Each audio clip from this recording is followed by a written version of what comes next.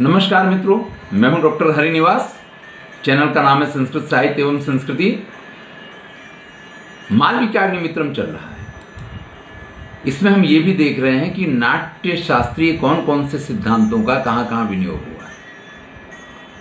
तीसरा अंक शुरू करते हैं। ततः प्रविशति परिव्राजिकायाः परिचारिका समाहतिका।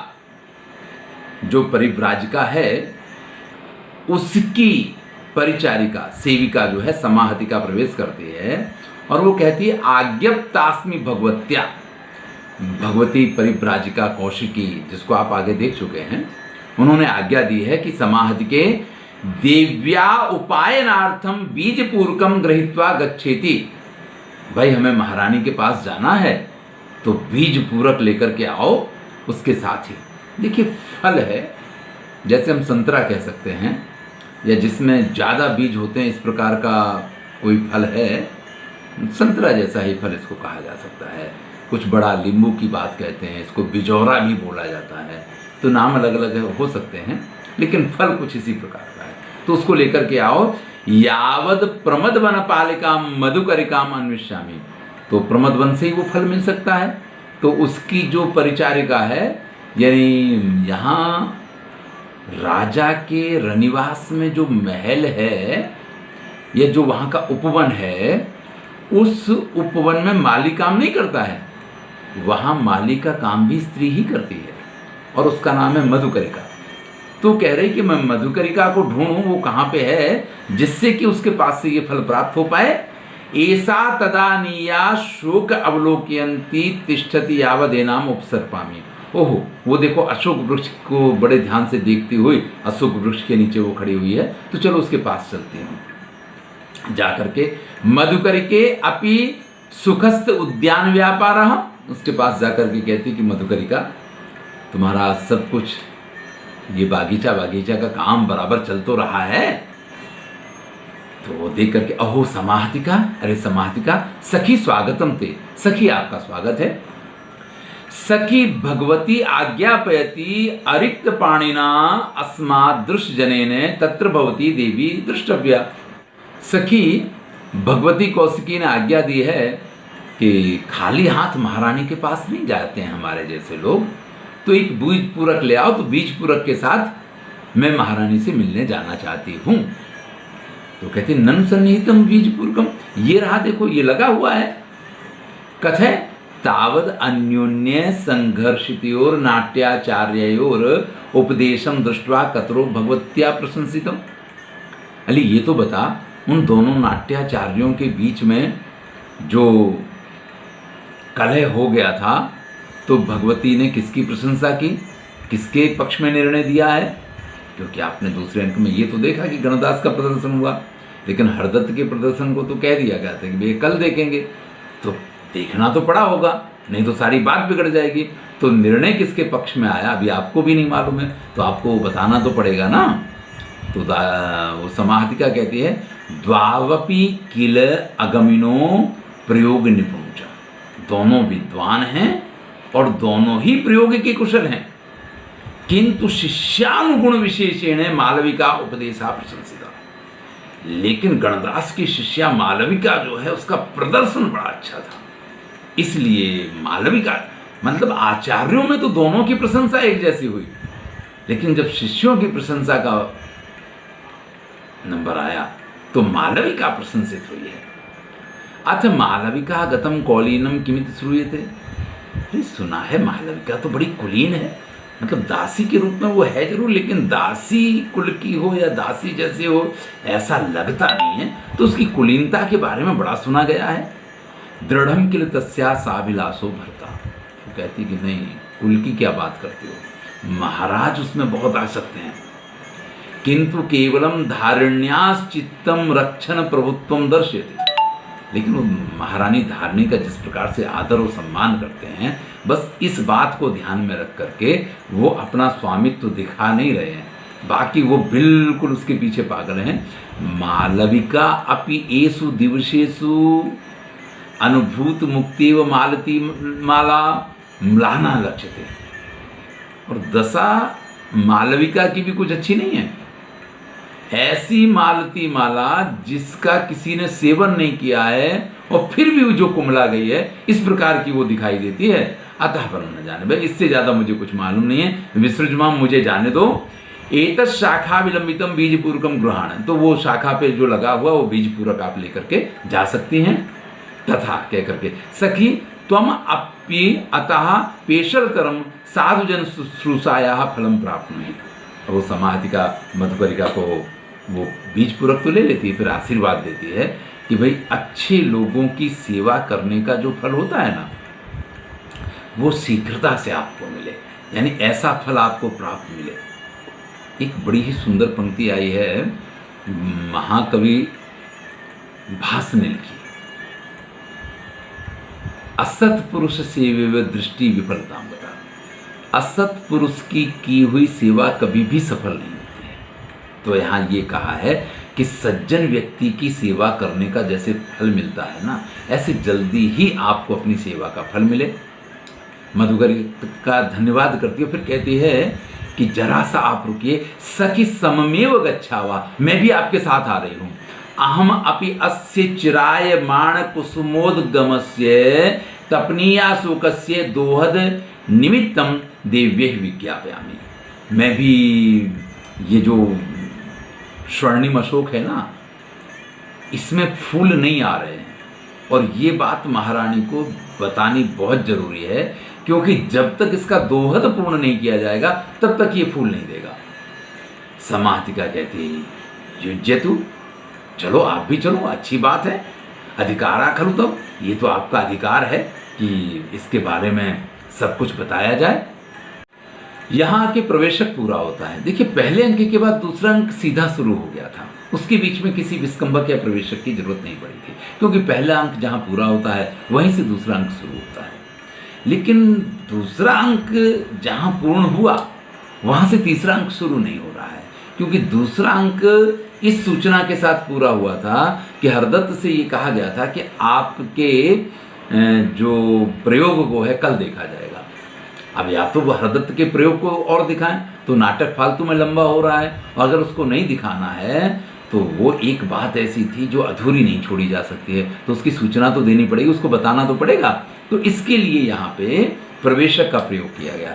चूंकि दो दासियां आपस में बात कर रही हैं, दो परिचारिकाएं आपस में बात कर रही हैं, और यहाँ संस्कृत बोलने वाला इन दोनों में से कोई पात्र नहीं है, दोनों प्राकृत बोलने वाले हैं, इसलिए इसको प्रवेशक कहा गया है। और दो अंकों के बीच में भी है, यानी दूसरे अंक के बाद है और तीसरे अंक से पहले।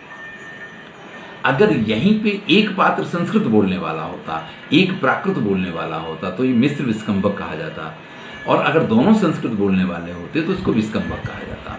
तो विस्कंभक भी दो नाटकों के बीच में हो सकता है, लेकिन दोनों संस्कृत बोलने वाले पात्र होते, तो यहाँ दोनों प्राकृत बोलने वाले पात्र थे, इसलिए इसको प्रवेशक कहा गया है। अब प्रवेशक पूरा होने के बाद महाराज प्रवेश करते हैं। कामयमान अवस्थो राजा विदूषकस्य, दोनों रंगमंच पे आते हैं। महाराज अपनी तरफ देखते हैं और फिर वर्णन किया गया है, शरीरम क्षामं स्याद सती दैतालिंगन सुखे भवेत् शास्त्रम चक्षु क्षणमपि न सादृश्यत इति तया शारंगाख्या त्वमसि न कदाचित् विरहितं प्रसक्ते निर्वाणे हृदय परितापम ब्रजसि किम। राजा कहता है कि शरीर क्षाम हो रहा है, सूखता जा रहा है। भाई स्वाभाविक है, क्योंकि इसको प्रियतमा का आलिंगन नहीं मिल रहा है, इसलिए ये सूख रहा है। आंखों में आंसू आ जाते हैं, इसका भी कारण समझ में आता है, क्योंकि जब मालविका इन आंखों को नहीं दिखाई देती है, जब प्रियतमा आंखों के सम्मुख नहीं आती है, तो आंखों में आंसू आते हैं। तथा सारंगाख्या त्वमसि न कदाचित विरहितम, लेकिन हे हृदय, तुम तो कभी उस सारंग जैसे नेत्रों वाली से दूर ही नहीं होते हो। यानी मालविका की याद हमेशा हृदय में बनी रहती है, तो मालविका तो हृदय में हमेशा विद्यमान है। तो हृदय से राजा ये कह रहे हैं कि मालविका से तुम तो कभी दूर होते ही नहीं हो। प्रसक्ते निर्वाणे हृदय परितापम ब्रजस्य किम, तो तुम क्यों दुखी हुआ करते हो? शरीर सूख रहा है, समझ में आ रहा है, क्योंकि उसको प्रियतमा का आलिंगन नहीं मिल रहा है। आंखें आंसू बहाती, वो भी समझ में आता है, क्योंकि उसको देखने को नहीं मिलती है। लेकिन हे हृदय, तुम क्यों करके दुखी हो रहे हो? भाई तुम तो हमेशा उसी के पास हो, वो हृदय को चुरा के ले गई, तो तुम तो हमेशा उसी के पास हो, तो तुम क्यों दुखी होते हो?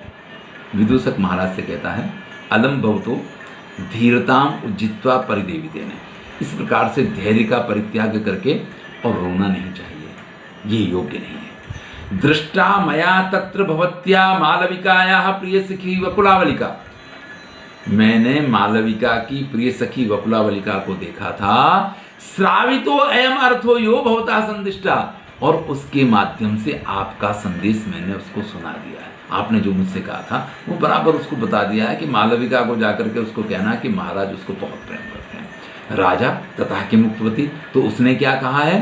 तो विदूषक कैसा, विज्ञापय अनुग्रहीतास्मि अनेन नियोगेन, उसने ये कहा कि महाराज ने अगर ये कार्य मुझे सौंपा है तो मैं धन्य हुई महाराज की तरफ से। किंतु सा तपस्विनी देव्याधिकम रक्षन्त्या नाग रक्षित इव निधिर ना सुखम समासादयितव्या, लेकिन साथ में ये भी कहा उसने कि महारानी धारणी की रक्षा में जैसे नाग से कोई मणि सुरक्षित बनाई गई हो ना, इस प्रकार से सरलता से प्राप्त होने वाली नहीं है मालविका। तथापि घटयिष्यामीति, फिर भी मैं प्रयत्न करूंगी। राजा कहता है, भगवन संकल्पयों ने प्रतिबंधवत्सु चापि विशेषु अनिवेशकारी किम तथा प्रहरसे यथा जनोयम ना कालांतर क्षमो भवति। हे संकल्प से ही जन्म लेने वाले, यानी कामदेव को उपालंब दे रहे हैं राजा कि हे कामदेव, प्रतिबंधवत्सु चापि विशेषु, भाई जिन चीजों के प्रति प्रतिबंध किया गया हो उन्हीं के प्रति आपका ये आकर्षण का क्या स्वभाव है? यानी ये बड़ी ही सुंदर बात है कि आप जिसको प्रेम करते हैं ना, प्रेम उससे होता है जो आपको प्रेम नहीं करता है, या जो आपके लिए मुश्किल से मिलने योग्य होगी, प्रेम उसी के साथ होता है। जो सरलता से प्राप्त है उसके साथ तो प्रेम ही नहीं होता है। तो महाराज आप ऐसा क्यों करते हो? और किया भी तो उसको इतना तीव्र तो मत बनाओ।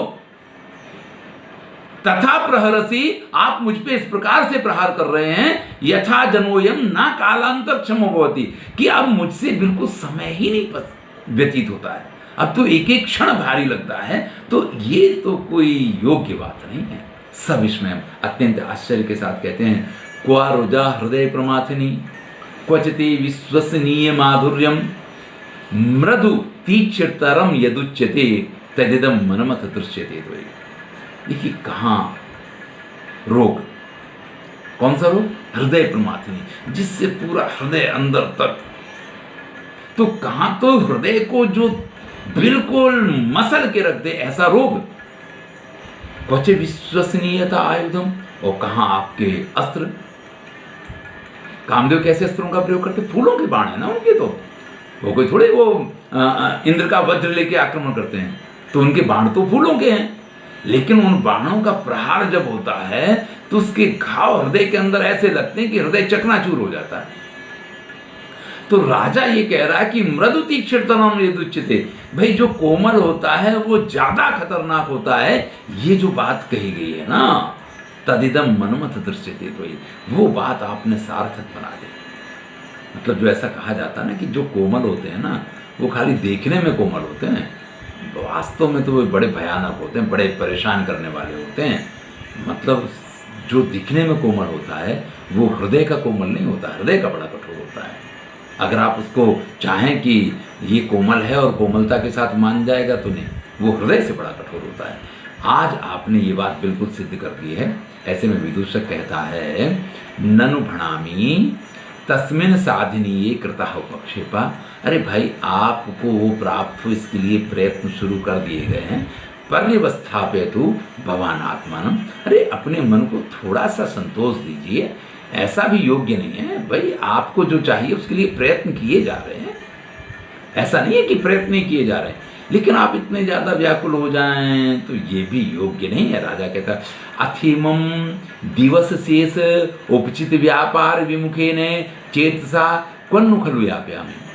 अब जब कोई काम करने में मन ही नहीं लगता है तो मैं किस प्रकार से इस अपने हृदय का क्या करूं भाई। अब कुछ करने का मन इसका नहीं होता है, न कुछ इसकी समझ में आता है, कुछ नहीं, तो क्या करूं। अद्यैव प्रथमावतार शुभगानी रक्त कुर्बकाणी उपायनम प्रेष्य नव बसंताय तारव्यपदेशनीय इरावत्या निपुणिका मुखेन प्रार्थितो भगवान। देखिए वसंत का आगमन हो रहा है, आज ही आमा पे नए नए मोर आए हुए हैं। ऐसे में महारानी इरावती ने निपुणिका के हाथों आपके लिए संदेश भिजवाया है। इच्छामि आर्यपुत्रेण से है दूलाधिरोहणम, कि वो आपके साथ बैठ करके झूला झूलना चाहती हैं। तो आपके पास तो है भाई, नहीं मालविका मिल रही, नहीं मिली आज, तो आज आप इरावती के पास जाइए, उसने भी तो आपको आमंत्रण दिया है, तो वहां चले जाओ। मन बहलाने के लिए कहाँ आपके पास साधन नहीं है भाई। एक मालविका ही थोड़ी है कि उसके बिना कुछ नहीं है। देखिए इरावती ने आपको आमंत्रण दिया है, आप वहां चले जाइए। भवताप्यस्यै प्रतिज्ञातम तद प्रमदवनमेव गच्छावा।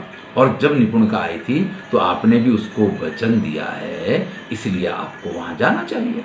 राजा ना क्षमामिदम, भाई मैं ऐसा नहीं कर सकता हूं, ये मेरे बस का नहीं। भाई क्यों, आप ऐसा क्यों नहीं कर सकते। तो राजा कहता है वयस्य निसर्ग निपुणा स्त्रियां। भाई स्त्रियां स्वभाव से ही बड़ी ही कुशल होती हैं। कथम अन्य संक्रांत हृदयम उपालालयंतमपि ते सखी नमाम लक्ष्य थी। मेरा हृदय किसी और में आसक्त है, इस बात को क्या आपकी सखी नहीं जान पाएगी। यानी इरावती को ये समझ में नहीं आएगा कि मेरा मन उसमें नहीं लगा है, क्योंकि मुझे ऐसा लगता है उचिता प्रणयो वरम विहंतुम। किसी ने आपसे प्रणय किया है, किसी ने आपसे प्रेम की याचना की है, उसको मना कर देना, बहुत सारे कारण मिल जाएंगे इसके लिए कि भाई ऐसा है ऐसा है ऐसा है ऐसा, इसलिए नहीं आ पाया, उसके बहुत कारण मिल जाएंगे। लेकिन उपचार विधि मनस्विनी नाम न तो पूर्वाप्यधि कोपी भाव शून्य। लेकिन अगर आप उससे मिलने जाते हैं और फिर आपका पहले जिस प्रकार से आप उससे मिला करते थे उसी प्रकार का या उससे अधिक प्रेम भाव ना हो, ऐसी स्थिति अगर है तो आपको मिलने नहीं जाना चाहिए। क्योंकि उसमें सामने वाले को आनंद तो कुछ नहीं होता है, ऊपर से उसमें पीड़ा होती है उसको। इसलिए मैं समझता हूँ कि इस समय मैं उसके पास नहीं जा सकता हूँ। तब विदूषक कहता है नारहति भवान अंतःपुर प्रतिष्ठितम दाक्षिण एक पदी पृष्ठतः करतुम।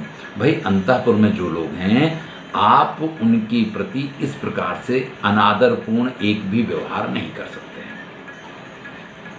आप मालविका से प्रेम करें, इसमें कोई बुराई नहीं है, लेकिन जो आपकी रानियां हैं अगर वो आपके पास से कुछ अपेक्षाएं रखती हैं तो आप उन अपेक्षाओं को अस्वीकृत नहीं कर सकते हैं। इस प्रकार का व्यवहार किसी भी तरीके से योग्य नहीं माना जाएगा। राजा विचार करके कहता है तेन ही प्रमदवन मार्गम आदेश है, तो चलो प्रमदवन का रास्ता दिखाओ।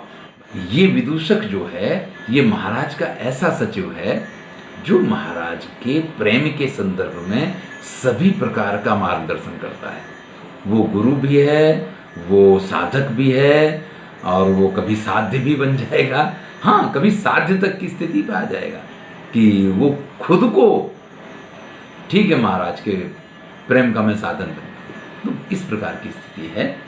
तो वो कहता है कि ये योग्य नहीं है कि आप महारानियों के वाक्यों का और उनके प्रस्तावों का अनादर करें और मालविका के प्रेम में पड़े रहें।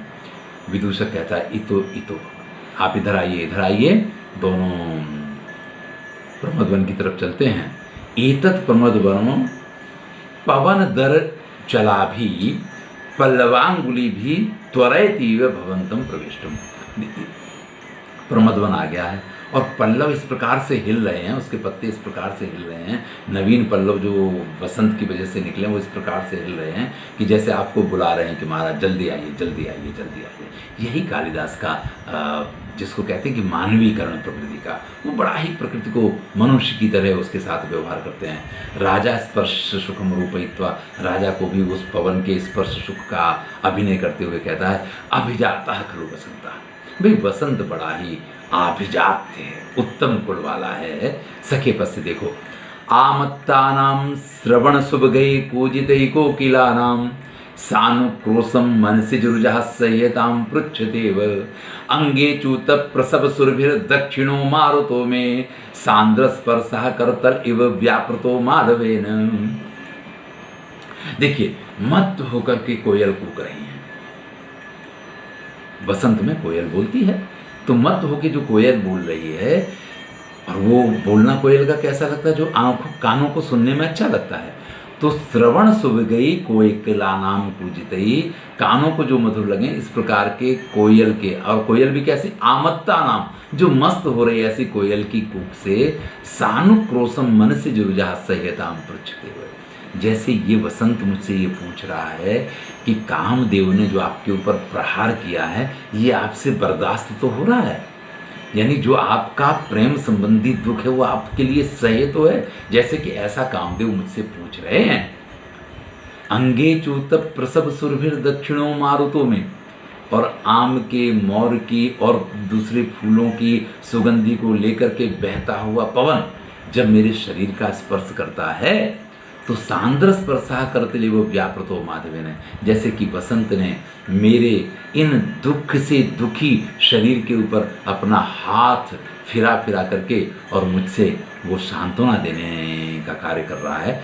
कितना समझदार है, कितना उत्तम कुलोत्पन्न है ये बसंत। इस प्रकार से महाराज कहते हैं, विदूषक कहता है प्रविशे निवृत्ति लाभाय, ठीक है, आपको सुख मिल रहा, आपको आनंद मिल रहा है, तो प्रवेश कीजिए आनंद प्राप्ति के लिए। दोनों अंदर प्रवेश करते हैं, और उसके बाद विदूषक कहता है अवधाने ने दृष्टिम देहि, महाराज ध्यान से देखिए, एतत् खलु भवन्तमिव विलोभयितुम कामया मधुलक्ष्म्या, जैसे आपको ही आकर्षित करने के लिए मधुलक्ष्मी ने, यानी बसंत रूपी नायिका ने युवती वेश लज्जैत्रिकम, युवतियों के वेश को भी जो लज्जित बना दे, वसंत कुसुम नेपथ्यम गृहीतम, वसंत के फूल रूपी नेपथ्य को, यानी आभरण को, कपड़ों को धारण किया है। यानी देखिए, ये जो मधुलक्ष्मी है, जो ये सौंदर्य है, प्रकृति का सौंदर्य है, उसने वसंत के आभूषण और वस्त्र इस प्रकार से पहने हैं जैसे कि आपका स्वागत करके आपको लुभाने की कोशिश कर रही हो। राजा विस्मयात, चारों तरफ देखता कि वाह वाह वाह, क्या वसंत खिला हुआ है। एतद अवलोकयामि, हाँ मैं इसको देख रहा हूँ, बड़ा ही सुंदर दृश्य है। रक्ता शोक रुचा विशेषित गुणों विंबाधरा लक्त कहा, प्रत्याख्यात विशेषकम कुरवकम श्यामावदा तारुणम, आक्रांता तिलक क्रिया च तिलकई लग्न द्विरे फांजने, सावज्ञेव मुख प्रसादन विदो श्री माधवी योषिताम। देखिए, लाल कलर के अशोक के जो फूल खिले हुए हैं, ये जैसे इस प्रकृति रूपी नायिका के लाल लाल होठ हैं, और कुर्बक जिसका कुछ भाग काला होता है, कुछ भाग ऑरेंज होता है, लाल होता है, उस चीज को प्रत्याख्यात विशेषकम, जैसे विशेष नील पॉलिश जैसी लगाई हुई हो, और बड़े सुंदर सुंदर नाखून, उंगलियां हो, इस प्रकार का दृश्य है। आक्रांता तिलक क्रिया च तिलकई लग्न ध्वरे फांजले, भौरे उनके ऊपर जब बैठे हैं तो ऐसा लगता है जैसे तिलक लगाया गया है, जैसे भौएं बनाई गई हैं, जैसे काजल लगाया गया है। सावज्ञेव मुख प्रसादन विधो, जैसे मुख का मेकअप किया गया हो, प्रसाधन किया गया हो, उसको सजाया गया हो, ऐसी ये प्रकृति रूपी नायिका किसी भी सुंदरी के मुख के सौंदर्य को सावज्ञेव तिरस्कृत कर रही है। इतनी सुंदर ये प्रकृति इस समय दिखाई दे रही है। दोनों जैसे कि उद्यान में प्रवेश किया हो, वन में प्रवेश किया हो। देखिए यहाँ रंगमंच पे आज जैसी स्थितियाँ नहीं है कि आपको 2 मिनट का समय मिले और आप फटाफट और एक स्टेज बना के तैयार कर देंगे। 10 मिनट में एक स्टेज बना के तैयार कर देंगे कि आपने प्रमोदन का दृश्य खड़ा कर दिया। यहाँ तो जो कुछ है वो वाणी से ही खड़ा किया जाता है। यही संस्कृत नाटकों का वैशिष्ट्य था। यहाँ इतने अधिक क्या, मैं तो ये कहूँगा कि यहाँ साधनों का प्रयोग होता ही नहीं था। यहाँ तो शून्य, जिसको कहते हैं कि प्रॉपर्टी लेस, किसी भी प्रकार के साधनों का उपयोग किए बगैर ही इन नाटकों का प्रदर्शन हुआ करता था। खाली जो अभिनय का एक भाग है, आहार्य अभिनय, जिसमें नायक नायिका वगैरह अपने वस्त्रों को धारण करते हैं, बस वही परिधान हुआ करते थे। बाकी ये जितने वर्णन है उस चीज़ को सिद्ध करते हैं कि अगर वसंत आपको बताना है कि वसंत का आगमन हो गया है, तो आप या तो ऐसा पर्दा लगाइए कि जिसमें चारों तरफ फूल खिले हों, जिसको जो कुछ वर्णन किया गया उस प्रकार का दृश्य हो।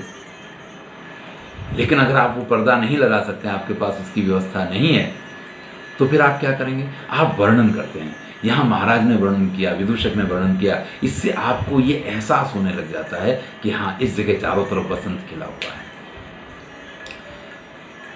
तथा प्रसिद्ध परिचित का मालविका, अब एक तरफ महाराज और विदूषक हैं, दूसरी तरफ मालविका रंगमंच के दूसरे भाग से प्रवेश करती है और परिचित का व्याकुल हो इस प्रकार की अवस्था में है। अविज्ञात हृदयम भरतारम अभिलषन्ते आत्मनोपि तावल लज्जामि। देखो तो सही मेरे हृदय ने ये क्या किया है। ये महाराज को प्रेम करता है और इस बात से मैं बड़ी ही लज्जित हूँ। कुतो विभुवः स्निग्धस्य सखी जनस्य एवं वृत्तांतम आख्याति। और देखो तो सही, प्रेम भी हुआ तो कैसी जगह पे कि मैं अपनी सखियों से कह भी नहीं सकती हूँ कि मैं महाराज को प्रेम करती हूँ। कैसे मैं ये बात सखियों से कहूँ? ना जाने अप्रतिकार गुरुकाम वेदनाम कियंत कालम मदनो माम नेष्यति। पता नहीं, ये जिसका कोई उपाय नहीं है, अप्रतिकारम, जिसका कोई प्रतिकार नहीं है, और जो है बड़ा गुरुकाम वेदनाम, जो वेदना, जो पीड़ा है बड़ी ही भयानक। कियंतम कालम, कितनी देर तक, कितने समय तक ये पीड़ा मुझे भोगनी पड़ेगी, मुझे नहीं मालूम है। आह कुत्र खलु प्रस्थितास्मि। अरे मैं जा कहाँ रही हूँ? मतलब ऐसा होता है जब व्यक्ति थोड़ा प्रेम में होता है, तो कहते हैं ना कि प्रेम में पागल हो जाता है, थोड़ा विक्षिप्त हो जाता है, तो अपने विचारों में खोई फिर कहती अरे मैं कहाँ जा रही हूँ, कुत्र खलु प्रस्थितास्मि, मैं कहाँ जा रही हूँ। फिर उसको याद है, आदिष्टास्मि देव्या, हाँ महारानी ने मुझे आज्ञा दी है। क्या आज्ञा दी है? गौतम चापला दोलात परिभ्रष्टाया सरुजो मम चरणा। उस गौतम, इसी विदूषक का कर्म है, महाराज के मित्र विदूषक का, तो उसकी चपलता के कारण मैं झूले से गिर गई और इससे मेरे दोनों पैरों में ऐसी चोट लगी है कि मैं तो चल नहीं सकती हूँ। तो त्वं तावत गत्वा, तुम जा करके तपनीया शोकस्य दोहदम निर्वर्तयति थी। वो जो तपनीय एकदम सोनेरी जो अशोक है ना, उसके दोहद को दूर करके आओ। तो मैं तो उसके दोहद को दूर करने के लिए निकलो। यदि असौ पंचरात्राभ्यंतरे कुसुमम दर्शयति, महारानी ने कहा है कि तुम उसका दोहद पूरा करती हो और 5 रात्रि में अगर उसने पुष्प बता दिए, उसमें फूल आ गए, ततो अहम अभिलाष पूरयितृकम प्रसादम दास्यामि। तो तुम्हारी अभिलाषा जिससे पूर्ण हो ऐसा प्रसाद तुम्हें दूंगी, अर्थात फिर तुम जो मांगोगी वो तुम्हें मिलेगा। यावन नियोग भूमि प्रथमम गता भवामी। तो उस अशोक वृक्ष के पास जो कार्य मुझे करना है, तो कार्यस्थल पे पहले मैं पहुंचती हूँ। तावद अनुपदम मम चरणालंकार हस्त्या वकुलावलिका गंतव्यम।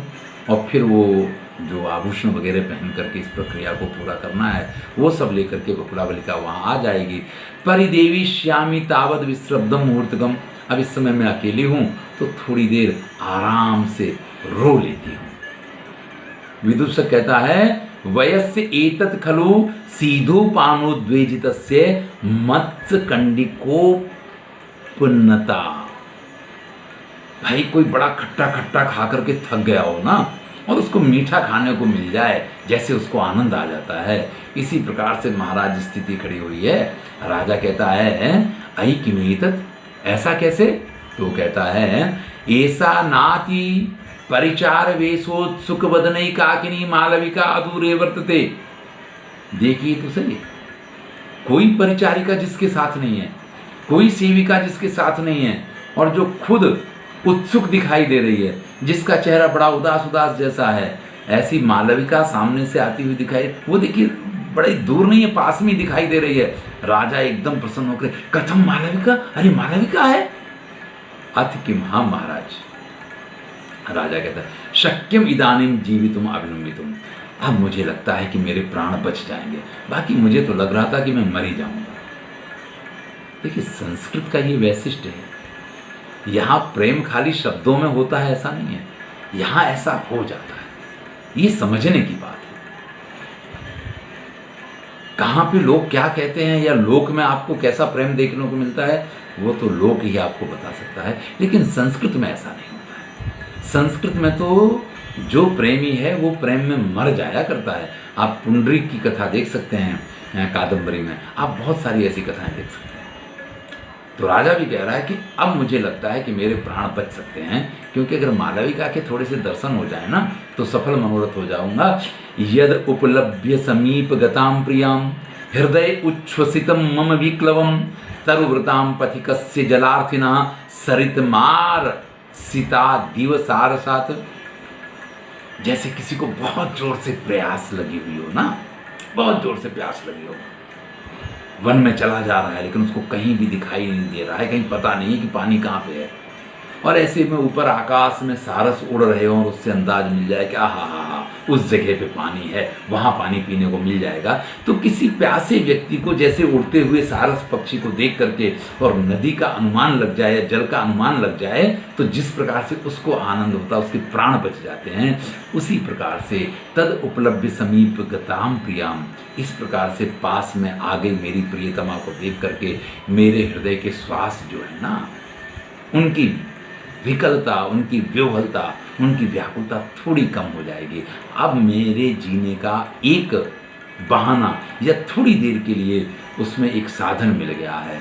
वह तत्र भवति, अरे वो है कहाँ? तो विदूषक कहता है ऐसा तरुराजी मध्याह्न निष्क्रांतेत एवाभिवर्तमाना दृश्यते। देखिए वो वृक्षों के बीच में से इसी तरफ आती हुई दिखाई दे रही है। राजा ध्यान से देख के और एकदम प्रसन्न होके वयस्य पश्यामि, यहाँ मुझे दिखाई दे रही है। विपुलम नितंब बिंबे मध्ये क्षामं समुन्नतम कुचयो अत्यायतम नयनयोर मम जीवित मेतदायाति। भाई जिसके विपुल नितंब हैं, बिंब मध्य क्षामम समुन्नतम कुचयो, बीच का भाग जिसका पतला है और उत्तम ऊंचे ऊंचे जिसके स्तन हैं, अत्यायतन नयनयोर मम, मेरी बड़ी बड़ी आंखों से वो इस प्रकार से दिखाई दे रही है, जीवित मेतदायाति, जैसे मेरा जीवन ही सामने से चल के आ रहा हो। यानी कैसी मालविका दिखाई दे रही है उसका तो वर्णन किया, लेकिन फिर कालिदास कहते हैं जैसे कि मालविका नहीं, ये मेरा जीवन सामने से चला आ रहा हो, ऐसा मुझे लग रहा है। सखी पूर्वस्माद अति मनोहर अवस्थाम अत्यंत उपारूढ़ाम तत्र भवति। भाई पहले जैसी थी ना, आज तो उससे भी अधिक सुंदर दिखाई दे रही है। ये व्यक्ति का वैशिष्ट होता है। आप पहली बार किसी को देखते हैं ना, तो आपको थोड़ा सा कुछ ना कुछ खामियां, कुछ ना कुछ दिखाई देता है, लेकिन जब आप चिर परिचित होते चले जाते हैं ना, और फिर अगर किसी की अभिलाषा आप करने लगे हो तो उसकी तो हर बात आपको अच्छी लगने लग जाती है। वर्णन करता है सरकांड पांडुगंड स्थले माभाति परमिताभरण। शरकांड पांडुगंड, जिसके गाल सरकंडे की तरह पीले हैं, आयाति परमिताभरण, बहुत थोड़े से आभूषण जिसने पहने हुए हैं, माधव परिणत पत्रा कतिपय कुष्मेव कुंदलता। भाई जिसके कुछ पत्ते पक गए हैं, ऐसी फूलों से लदी हुई कुंदलता जैसी वो दिखाई दे रही है।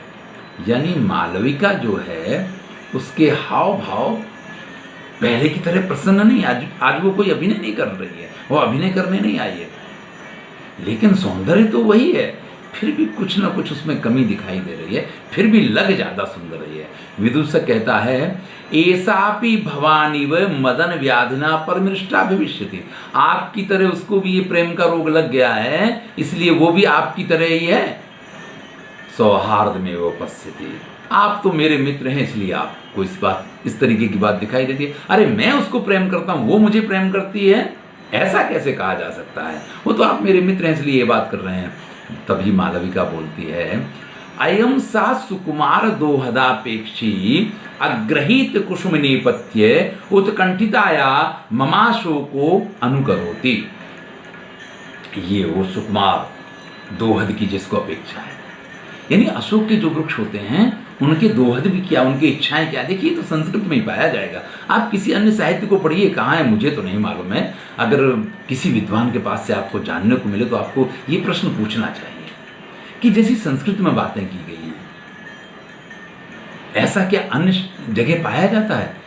अशोक वृक्ष में फूल तब आएंगे जब नायिका 16 श्रृंगार करके और अपनी लात उसको मारे, अपने पैर से उसको प्रहार करे, तो अशोक वृक्ष फूल देता है। अब देखिए ऐसी वृक्षों की भी अपेक्षाएं होती हैं, ऐसी उनकी भी इच्छाएं होती हैं, तब वो फूल देंगे।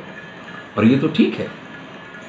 बकुल के लिए तो क्या कहा जाता है कि जब जवानी के नशा में चूर नायिका अपने मुंह में मदिरा भर के और फिर उस मदिरा, कोई बूढ़ी नहीं कर सकती इस काम को, जिसमें जवानी का नशा तन्ना रहा हो, और वो अपने मुंह में मदिरा भर के और उस मदिरा का कुल्ला उसका मुंह से उसके ऊपर कुल्ला करेगी, तब वो फूल देगा। अरे वाह भाई वाह, ये तो संस्कृत वाले इस तरीके की बातें करते हैं। अन्य कहीं पाया जाएगा ये तो मुझे नहीं ज्ञात है, क्योंकि मैं अन्य विद्याओं में पारंगत नहीं हूँ, या अन्य भाषाओं के साहित्य को इतना मैंने नहीं देखा है। तो कहती है सुकुमार दोहदापेक्ष, जिसका दोहद कैसा है, सुकुमार है, ऐसा अग्रहित कुसुम नेपथ्य, जिसने फूल रूपी कपड़े पहने ही नहीं, जिसने फूल दिए ही नहीं है, उत्कंठितायाम ममाशोक अनुकरोति, जैसे मैं व्याकुल हूँ इसी प्रकार से ये अशोक मेरे जैसा ही मुझे दिखाई दे रहा है। यावद अस्य प्रच्छाय शीतले शीतले शिलापट्टिके निषण्ण आत्मानं विनोदयामि। तो इसकी शीतल छाया में पड़े हुए शिलापट्टक पे बैठ के जब तक वो बकुलावलिका नहीं आती है, तब तक मैं खुद अपने मन को थोड़ा बहलाने की कोशिश करती हूँ। विदूषक कहता है श्रुतम भवता उत्कंठितास्मि भवती वर्णति। वो कह रही है कि वो व्याकुल है। राजा कहता है नैतावताम भवंतम प्रसन्नतरकम मन्ये। उसने कह दिया कि उत्कंठित है और तुम कह दो ये मेरे लिए उत्कंठित है, ये बात इस तरीके से कुछ हजम होने वाली नहीं है। आपने कह दिया क्योंकि बोढ़ा कुर्वक रजसाम किसले पुष्ट मेदसी करानुगता अनिमित्त उत्कंठामपि जनयति मनसो मलयवाता। भाई इस समय ये जो मलयवात बह रहा है, वसंत की ऋतु है, सब कुछ कुर्वक ये वो दुनिया भर की चीज़ें जो कुछ है, तो ये वातावरण ऐसा है कि इस वातावरण में तो व्यक्ति के मन में बिना कारण के भी निमित्त उत्पन्न हो सकते हैं, वो बिना कारण के भी उत्कंठित हो सकता है। इसमें मेरी वजह से वो उत्कंठित है। मालविकोपविष्टा, उधर मालविका बैठ जाती है। राजा कहती है सखी इतस्तावत आवाम लतांतरितो भवावाम। चलो मित्र, वो बैठी हुई है ना, तो महाराज कहते जरा यहाँ खड़े होके हम लोग दूर से इसको देखते हैं। विदूषक कहता है इरावतीम अपि अधूरे संप्रेक्षामि। मुझे थोड़ी दूर पे इरावती भी आती हुई दिखाई दे रही है, क्योंकि इरावती ने कहा था कि प्रमद वन में मैं महाराज की राह देखूंगी, और महाराज वहाँ से चले भी इरावती के साथ झूला झूलने के लिए यहाँ आए थे। अब यहाँ आके तो उन्हें मालविका दिखाई दे गई, तो मालविका के चक्कर में पड़ गए हैं। तो विदूषक ये कह रहा है कि महाराज मुझे इरावती भी आती हुई नजर आ रही है। तो राजा कहता है नहीं कमलिनीम लब्ध्वा ग्राहम अपेक्षते मातम गजा। कमलिनी को अगर हाथी देख ले तो फिर वो मगर की चिंता नहीं करता है। इतना कह करके महाराज तो बस ध्यान से मालविका को देखे जा रहे हैं।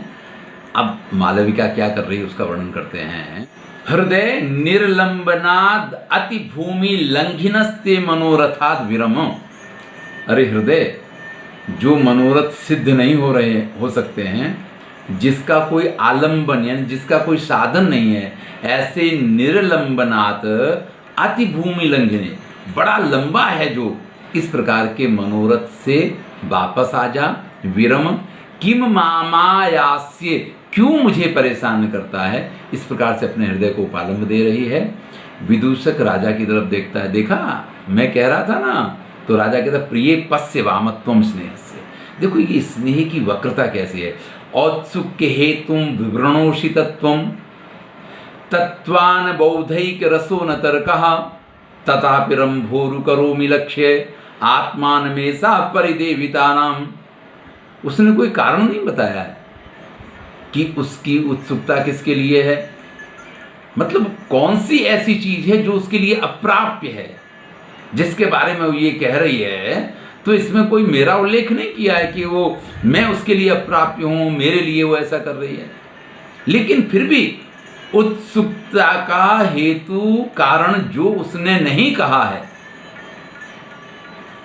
फिर भी तत्व रूप में कि ये बात मेरे ही लिए कही जा रही है, इस प्रकार से तर्क करके वो रंभोरु केले की जो तना होता है, इस प्रकार की हैं जांघें जिसकी, वो मेरे लिए ही ये सारे विचार कर रही है, ये उसका रोना मेरे लिए ही है, इस बात को सोच करके बड़ा आनंद मिलता है। सांप्रतम भवतो निस्संशयम भविष्यति। अब महाराज बिल्कुल निस्संशय हो जाएंगे। ऐसार्षित मदन संदेशा विविक्ते एनाम बकुलावलिकोपस्थिता। लो, अब वो बकुलावलिका भी आ गई है, जिसके द्वारा आपका संदेश इस तक पहुंचाने का कार्य मैंने जिसको सौंपा है। राजा अपि स्मीर असौ अस्मत् अभ्यर्थना। अरे उसको मेरा संदेश अभी याद होगा सही। विदूषक कहता है किम इदानीम ऐसा दास्या दुहिता तब गुरुकम संदेशम विस्मरति। अरे ये दासी की पुत्री आपके महान संदेश को भूल जाएगी। अहम तावन्ना विस्मरामि। अरे मैं नहीं भूला हूं तो ये कैसे भूल सकती है। अब ये तो नहीं कि तुम महाराज के साथ हो, महाराज तुम्हें याद दिलाते रहते हैं इसलिए तुम्हें याद है। लेकिन वो कह रहा है कि नहीं, ऐसे कैसे भूल जाएगी दासी की पुत्री। अरे महाराज मैं नहीं भूला तो वो कैसे भूल सकती है। अब प्रवेश करके बकुलावलिका उससे कहती है अपि सुखम सख्या, सखी तुम सुखपूर्वक तो हो। मालविका बकुलावलिका से कहे अहो बकुलावलिका सखी स्वागतम थे। अरे बकुलावलिका आपका स्वागत है, उपविश्य बैठ करके। सखी त्वम इदानीम योग्यतया नियुक्ता तस्माद एकम चरणम उपनय यावत सा लक्तकम सनूपुरम करोमि। आपको योग्य कार्य सौंपा गया है, तो लाओ अपना एक पैर दो, मैं उसको आरक तक लगा के और नूपुर पहना दूं। मतलब ये कार्य जो आपको सौंपा गया, आप इस कार्य के योग्य हो। तब मालविका अपने मन में कहती है हृदय सुखित यालस उपस्थितो अयम विभवति। हे हृदय तू प्रसन्न हो जा, तेरे लिए बड़ा ही सुख का ये अवसर प्राप्त हुआ है। कथम इदानीम आत्मानम मोचयेयम। एक बार जब ये सब कुछ पहन लेंगे तो फिर किस प्रकार से खुद को इससे बचाया जाएगा। महारानी धारणी ने सौभाग्य की ही सूचक मानी जाती हैं, अपनी पायल दी हैं कि इनको पहन करके और मालविका अशोक वृक्ष पे पद प्रहार करेगी। अपने यहाँ से वो आरक तक दिया है जो मालविका के पैरों में लगाया जाएगा। तो जो महारानी धारणी के सौभाग्य के साधक तत्व हैं या द्योतक तत्व हैं, उन तत्वों का सेवन करने का मौका इस समय मालविका को मिल रहा है। तो वो कह रही ये बड़े सौभाग्य की बात है, क्योंकि राजा जिन चीज़ों से प्रसन्न हो वो सारी चीज़ें आज मुझे पहनने को मिल रही हैं। लेकिन पहनना तो आसान है, फिर जब इनको उतारने का नंबर आएगा तब कैसे इनको उतारूंगी। अथवा इदानीम एतदेव मृत्यु मंडनम में भविष्यति। अथवा उतारने की जरूरत क्या, यही पहन के मैं मर जाऊंगी। इस प्रकार से वो अपने मन में विचार करती है। बकुलावलिका कहती है कि विचार ऐसी क्या सोच रही हो। उत्सुका खल्वस्य तपनिया शोकस्य मुकुलो देवी। भाई इस अशोक में फूल आए इसके लिए महारानी बड़ी व्याकुल हैं, तो जल्दी से अपना पैर दो तो मैं उसमें आरक तक लगाऊं, तुम इसको पद प्रहार करो, तो इसमें फूल वूल आए, महारानी की इच्छा पूरी हो। राजा वक्लावलिका की बात को सुनता है तो कहता कथम अशोक दोहद निमित्तो अयम आरंभा, अरे ये जो कुछ चल रहा है ये अशोक का दोहद पूर्ण करने के लिए चल रहा है। तो विदूषक हंसते हुए कहता है किन्नु खलु जानासि तुम, आपको क्या लगा मम कारणात् देवी अंतापुर नेपथ्ये न योजिष्यति, आपके लिए महारानी ने ये सारे आभूषण देकर के उसको भेजा है कि तैयार होकर महाराज के पास चले जाना। मालविका अपने मन में कहती है, मालविका वक्लावलिका से कहती सखी मर्षे तावदेना, क्योंकि उसके हाथ में अपना पैर देती जिसमें उसको महावर लगानी है, फिर झांझर पहनानी है, पायल पहनानी है, तो किसी के हाथ में अपना पैर रखना और दोनों सखी भाव रखती हैं तो पहले क्षमा मांगती है, सखी मर्षे तावदेना।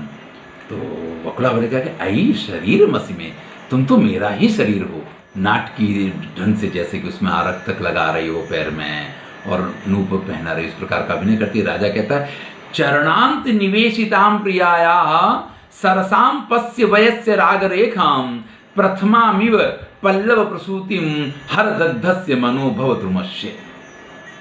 अरे मित्र देखो तो सही, इसके पैर में लाल कलर के आरक्त से खींची हुई ये रेखा कितनी सुंदर दिखाई दे रही है।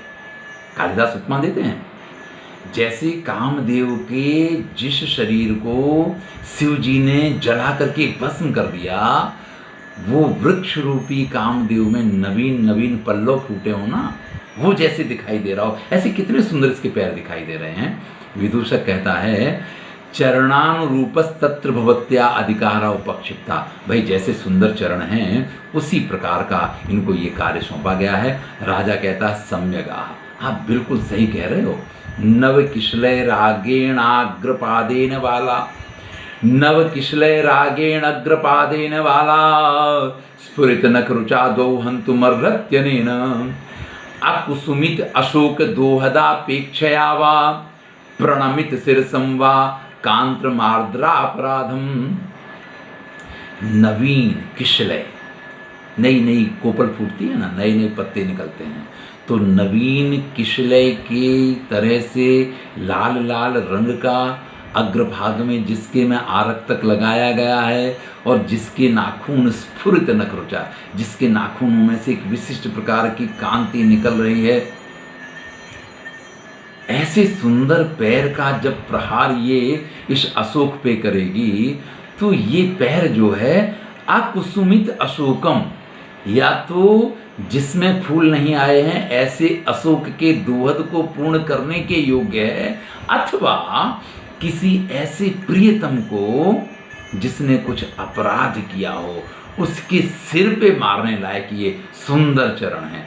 यानी मालविका के चरणों की प्रशंसा महाराज कर रहे हैं कि वास्तव में कितने सुंदर हैं, या तो ये जिस अशोक में फूल नहीं आए उस पर प्रहार करने लायक हैं, और या अपराध किया हो ना तो ऐसे किसी प्रेमी के सिर पे मारने लायक हैं। तब विदूषक कहता है प्रहरिष्यति तत्र भवती त्वाम अपराधम, आपके अपराध के लिए ये आपके सिर पे पड़ने ही वाले हैं, चिंता मत करो।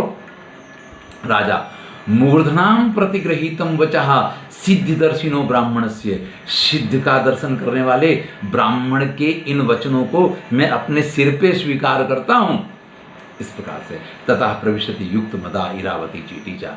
अब एक दूसरा दृश्य और यहाँ पे सम्मिलित किया जा रहा है। इरावती जिसने नशा कर रखा है, शराब पी रखी है, मदिरा का पान कर रखा है, दासी के साथ वो प्रवेश करती है। इरावती कहती है चेटी निपुण के श्रृणोमि बहुसो मदः किल स्त्री जनस्य मंडनम मिस्ति। कहा जाता है कि नशे में जो है स्त्री और भी सुंदर हो जाती है, या ये कहिए कि नशा स्त्री का आभूषण होता है, ऐसा मैंने सुना है। अपि सत्यो लोकापवादम, भाई ये बात सच है या खाली लोक में फैला हुआ अपवाद है? तो निपुणिका नाम है इसका। देखिए इस दासी का नाम क्या है, निपुणिका। और इसका नैपुण्य कालिदास किस तरीके से दिखाते हैं। प्रथमम लोकापवाद, पहले तो ये लोकापवाद ही था, अद्य सत्य समृद्धता, लेकिन आज ये सत्य हो गया है। यानी आप नशे में बड़ी ही सुंदर दिखाई दे रहे हैं, तो पहले तो ये लोकापवाद था, लेकिन आज ये जो है सत्य सिद्ध हो गया है। संकीर्तन संसिनालम स्नेहिन, ऐसे ज़्यादा प्रशंसा मत करो, प्रेम की वजह से प्रशंसा मत करो। कथय कुत इदानीम अवगंतव्यो दोलाग्रहम प्रथमम गतो भरता नवेति। बताओ कहाँ चला जाए? महाराज दोलाग्रह में पहुँचे हैं या नहीं पहुँचे हैं? तब निपुणिका कहती है भट्टिना अखंडिता प्रणयात। अरे वो कब के पहुँच गए हैं, क्योंकि महारानी का प्रभाव कैसा है, अखंडित प्रणयात। आपका प्रेम ही इतना अखंड प्रेम है आपका कि उसकी वजह से वो आपकी बात का अस्वीकार नहीं कर सकते हैं। अलम सेव्या, बस ऐसे बहुत डायलॉग मत मारो। मध्यस्थाम परिग्रह्य बण, भाई जो कहना है तटस्थ भाव से कहो। ये नहीं कि वो जिसको कहते हैं कि मक्खन लगाना या चमचागिरी करना, इस तरीके की बात रहने दो और मध्यस्थ भाव से सही बात बताओ। तब निपुणिका कहती है वसंतोपायन लोलुपेन आर्य गौतमेन कथितम त्वरताम भट्टिनी। वसंत ऋतु आई है तो कुछ इनाम इकराम, कुछ अच्छा अच्छा खाना पीना मिलेगा, इस लालच से आर्य गौतम ने ये कहा है कि जाकर के महारानी इरावती से कहो कि वो जल्दी करें। यानी आर्य गौतम महाराज को लेके वहाँ आ जाएंगे, वहाँ पहुँचा देंगे, तो महारानी जल्दी करें, उन्होंने ये कहा है। इरावती कहती है चीटी मदीन काम्यमान महात्मानम आर्यपुत्र दर्शने हृदयम त्वरयति। एक तो नशा है और एक महाराज के प्रति प्रेम है। महाराज के दर्शन के लिए मेरा हृदय बड़ा व्याकुल हो रहा है। चरणों पुनर्न मम प्रसरता, लेकिन मेरे पैर जो हैं वो आगे नहीं बढ़ रहे हैं। ननु प्राप्तो शो दोलाग्रहम। तब निपुणिका कहती है अरे हम तो पहुंच गए दोलाग्रह। तब इरावती कहती है निपुण के आर्यपुत्रों न दृश्यते। अरे भाई यहाँ तो आर्यपुत्र नहीं दिखाई दे रहे हैं। तो कहती है भट्टिन अवलोकयतु परिहास निमित्तम कुत्रापि चेष्टेन भरता भवितव्यम। अरे वो आपसे मस्ती कर रहे होंगे, ध्यान से देखिए, कहीं छुप गए होंगे आपके साथ मस्ती करने के लिए। इयम प्रियंगुलता परिक्षिप्त अशोक शिलापट्टम प्रविशावर। ये प्रियंगुलता के पीछे जो अशोक वृक्ष के नीचे शिलापट्टक है ना, वहाँ चल के देखते हैं।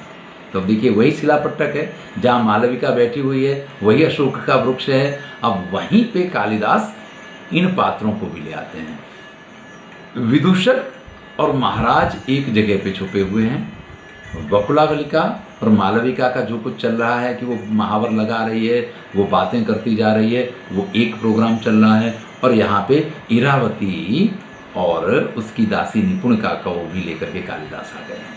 अब तीन ये ट्रायंगल तैयार हुआ है और तीनों एक दूसरे को नहीं देख पा रहे हैं। मतलब महाराज मालविका को देख रहे हैं, लेकिन मालविका ने महाराज को नहीं देखा है।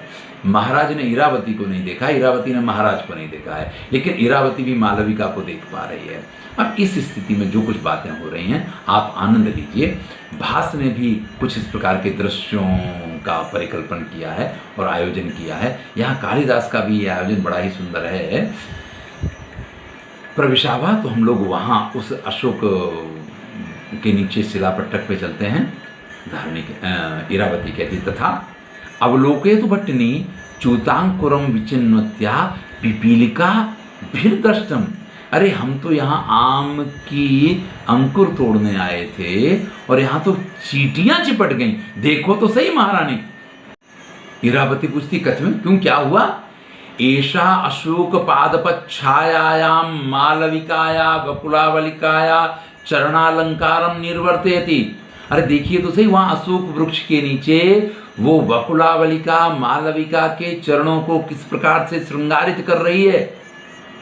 अभूमि रियम मालविकाया कथम अत्र तर्केसी। अरे ये तो मालविका के आने का स्थान नहीं है, यानी ये रानियों के ही प्रवेश का स्थान है। यहाँ या तो धारणी आ सकती हैं, इरावती आ सकती हैं, इरावती के साथ उसकी दासी होगी। हाँ, महारानी धारणी होती उसके साथ मालविका है तो एक अलग बात है। मालविका यहाँ बैठी हुई है और बकुलावलिका उसके चरणों में आरत तक लगा रही है, तो जहाँ महारानी हो सकती हैं या जहाँ महाराज अग्निमित्र की महारानियों के ही आने का स्थान है, वहाँ ये आकर के बैठी हुई है, तो ये तो इसके आने का स्थान नहीं है। यहाँ ये किस प्रकार से है? तो वो निपुणता है तर्कयामी दोला परिभ्रष्टया सरुज चरणया देव्याशोक दोहदाधिकारे मालविका नियुक्ति थी। मुझे लगता है कि झूले से गिर जाने के कारण महारानी के तो पैरों में दर्द है और इस वजह से उन्होंने इसको ये अशोक का दोहद पूर्ण करने के लिए नियुक्त किया है। अन्यथा कथम देवी स्वयं धारितम नूपुर युगलम परिजनस्य अनुज्ञास्यति। नहीं तो जिसको महारानी स्वयं पहना करती हैं वो नूपुर, और वो भी एक नहीं कि किसी ने चुरा लिया है, कहीं पड़ा मिल गया, दोनों नूपुर युगलम परिजनस्य अनुज्ञास्यति, परिजन को इस प्रकार से पहनने के लिए दिए जाएंगे। महती खलु अस्या संभावना। इरावती कहती कि हाँ, इसकी काफी संभावना है, ऐसा हो सकता है। ऐसे में निपुणिका कहती कि चलो ठीक है, वो जो हो रहा है किम अन्वेष्यते भर्ता, हम तो महाराज को ढूंढते हैं। तो इरावती कहती है सखिनमय चरणों अन्यतः प्रवर्तते, मेरे पैर अन्य किसी दिशा में जाने के लिए तैयार नहीं है। मधु माम विकारयति, नशा मुझे पागल बना रहा है। आशंकितस्य तावद अंतम गमिष्यामि, मैं यहाँ से कहीं और जाने में मुझे बड़ी शंका हो रही है। फिर मालविका की तरफ ध्यान से देख करके कहती है स्थाने खलु कात्रम में हृदयम, मेरे हृदय की आशंका गलत नहीं है। बकुलावलिका ऐसे में मालविका को उसके दोनों पैर दिखाते हुए कहती है अपि रोचते ते राग रेखा विन्यासा, मैंने जिस प्रकार से तुम्हारे इन दोनों पैरों को सजाया है तुम्हें अच्छा तो लग रहा है। तब मालविका कहती है सखी आत्मनस चरण इति लज्जे एनम प्रशंसितुम, ये मेरे ही पैर हैं, तुम्हें प्रशंसा किस प्रकार से करूं, बाकी तुम्हारा कार्य बड़ा ही सुंदर है। तीन प्रसाधनक लायाम अविविनीतासी, इसलिए मैं आपके इस कार्य की प्रशंसा नहीं कर पा रही हूं, लेकिन तुमने ये कार्य सीखा कहाँ से है। तो बकुलावलिका कहती है अत्राहम भर्तु शिष्यास्मि, इस मामले में मैं महाराज की शिष्या हूं। ऐसे में विदूषक का एक वाक्य बीच में आता है त्वरेतावदेनम गुरु दक्षिणाय, तो महाराज से ये शिक्षा ली है ना, ये कलाकारी महाराज के पास से सीखी है, तो हमको गुरु दक्षिणा देने के लिए तैयार हो जाओ। दिष्टया ना गर्वितासी, सौभाग्य की बात है कि इसका गर्व नहीं करती है। उपदेशानुरूपो चरणों लब्धाद्य तावद गर्विता भविष्यामि, आज मुझे जैसा महाराज ने उपदेश दिया ऐसे ही सुंदर चरण मिले हैं, इसलिए आज मुझे इस चीज का गर्व हो रहा है। आज तक तो ये आरक तक में लगाया, जिसको भी लगाया कभी ऐसे चरण नहीं मिले जैसे तुम्हारे चरण हैं। हंत सिद्धम मेदुत्यम, मेरा जो कार्य है वो आज सिद्ध हो गया। सखी एकस्य ते चरणस्या अवसितो राग निक्षेपः केवल मुख मारुतो लंभयितव्य अथवा प्रवात में तत्स्थानम। देखो एक पैर में तो आरक तक लग गया है, दूसरे पैर में लगा है, लेकिन उससे पहले इस पैर को सुखाना जरूरी है। लेकिन फिर कहती है कि यहाँ तो पवन चल ही रहा है तो वो सूख ही जाएगा, तो ज़्यादा मुंह से फूंक मारने की जरूरत नहीं है। ऐसे में राजा के आप विचार देखिए, राजा कहते हैं सखे पद से देखो आद्रा लत्तकम अस्याचरणम मुख मारतेन विजयितुम प्रतिपन्ना प्रथम तरह संप्रति सेवावकाशों में। कितना सुंदर सेवा का अवसर है कि इसके पैर में आरक तक लगा है और फूंक मार के उसको सुखाने का ये कितना अच्छा अवसर है। आहा, मेरे लिए कितना अच्छा सुअवसर होता अगर ये कार्य मुझे करने को मिलता।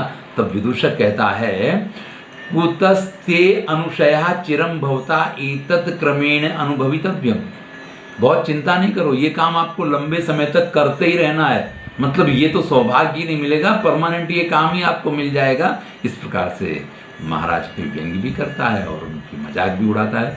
बकुलावलिका कहती है सखी अरुण शतपत्र में वो शोभती थी चरण, 100 शतपत्र हों अरुण के, लाल लाल 100 पत्तियों, इस प्रकार के तुम्हारे चरण दिखाई दे रहे हैं। सर्वथा भर्तु अंक परिवर्तिनी भव, सभी प्रकार से तुम महाराज के गोद में बैठने के योग्य हो, ये भी इसका अर्थ होता है। और सर्वथा भर्तु अंक परिवर्तिनी भव, यानी आप महाराज की अंकशायिनी बने, ये भी इसका अर्थ होता है।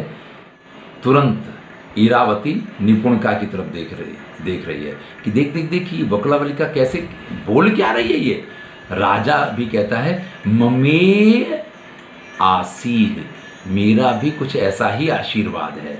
मालविका कहती है माँ अविचनीयम मंत्रेश्वर, भाई जो नहीं कहने लायक है ऐसी बात मत कहो। बकुलावलिका कहती है मया मंत्रितव्यमेव मंत्रितम, मुझे जो कहना चाहिए मैं वही कह रही हूँ। प्रिया खलु अहम तव, मैं तुम्हें बहुत प्रिय हूँ इसलिए तुम ऐसी बात कर रही हूँ। न केवलम मम, तुम खाली मुझे ही प्रिय नहीं हो। तो मालविका बोला खलु कस्य अन्यस्य, मैं और किसको प्रिय हूं? तो बकुलावलिका कहती है गुणेशु अभिनिवेशिनो भर्तुरपि, गुणों का जो आदर करते हैं ऐसे महाराज को भी आप प्रिय हो। ध्यान दीजिएगा, सौंदर्य प्रेमी है महाराज ऐसा नहीं कहा है। अगर ये कहें तो ये चारित्र पे लांछन लगता है कि जहां सुंदरता देखी वहां महाराज फिसल गए।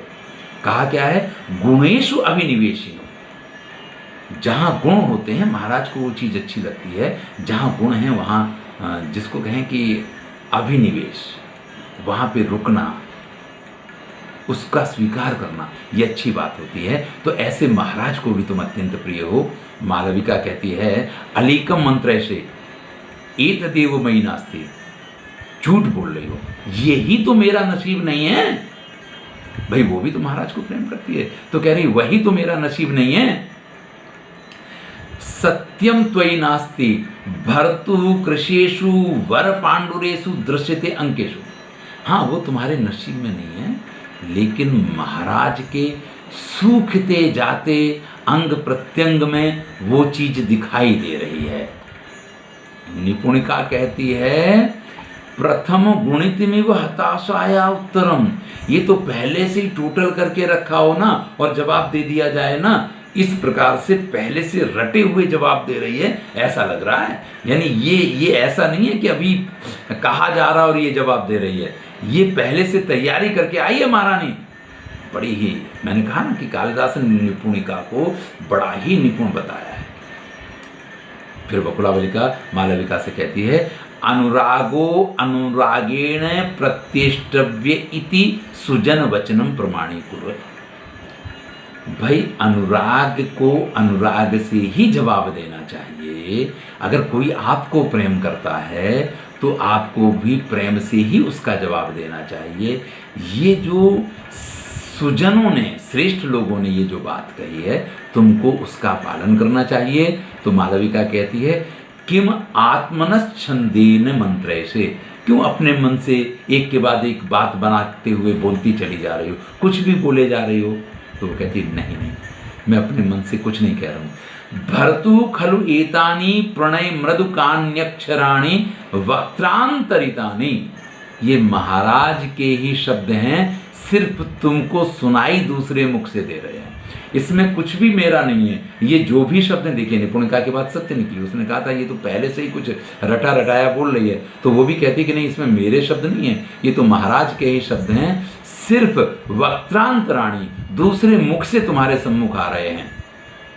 सखी देवीं चिंतयित्वा न मे हृदय विश्वसति, महारानी की चिंता करने के बाद मेरा हृदय इस कार्य के लिए प्रवृत्त नहीं होता है, मेरा हृदय ऐसा करने का विश्वास नहीं कर पाता है। तब बकुलावलिका कहती मुग्धे भ्रमर संपातो भविष्यति थी। अरे भौरा आकर के परेशान करेगा, भौरा आकर के बैठ जाएगा, इस डर की वजह से वसंतावतार सर्वस्वम किम न चूत प्रसवो अब तन सहितव्या। तो क्या कोई आम के मोर को अपने कान पे धारण नहीं करेगा? भाई वसंत में आम के मोर को कान पे धारण करने की बड़ी प्रथा थी। तो भौरा आके बैठ जाएगा जहां मैं उसको धारण करूंगी, तो ऐसा सोच के करके क्या कोई वसंत की मंजरी को, अरे आम की मंजरी को अपने कान पे नहीं धारण करेगा? मालविका कहती है त्वम तावद दुर्जाते अंतम सहाया भव, तो फिर जब मुश्किल आएगी तो तुम सहायता करोगी ना। तब बकुलावलिका कहती विमर्द सुरभिर बकुलावलिका खलुअम। देखिए बकुल के पुष्प की ये विशेषता होती है कि जब उसको जितना घिसा जाता है उतनी अधिक वो सुगंधी देती है। तो मेरा तो नाम ही ये है कि जब ज़्यादा कोई मुश्किल में पड़ता है ना, तभी मुझ में से सुगंधी ज़्यादा निकलती है, तभी मैं ज़्यादा मदद कर सकती हूँ। राजा बकुलावलिका की ये सारी बातें सुन करके बड़ा धन्य महसूस कर रहा है। साधु बकुलावलिके, साधु बकुलावलिका, धन्यवाद धन्यवाद धन्यवाद। भावाज्ञानानन्तरं प्रस्तुतेन प्रत्याख्याने दत्तयुक्तोत्तरेण वाक्येनेयं स्थापिता स्वे निदेशे स्थाने प्राणाः कामिनां दूत्यधीनां। पहले बराबर मालविका के भावों को जाना, फिर अपनी बात को प्रस्तुत किया। तो देखिए, ये प्रेम का संदेश बड़ा कठिन होता है।